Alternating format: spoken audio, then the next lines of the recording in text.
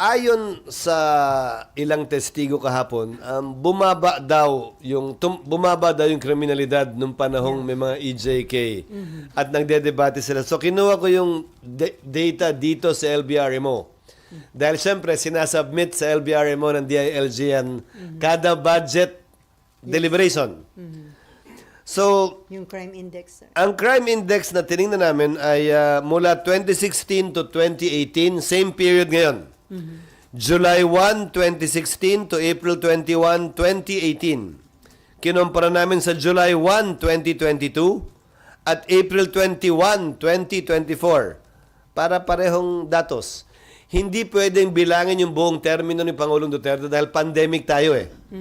Eh kung wala namang lumalabas, di ba? Hindi tamang comparison. So yung unang 2 taon lang. Tandaan nyo, sinimula ng war on drugs o 2016 pa lamang. Anong date ng memorandum? Nung double barrel? July? July 2016. O July 2016.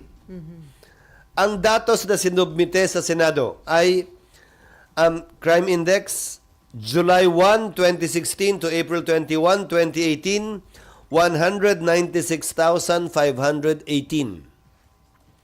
July 1, 2022 to April 21, 2024, 71,544.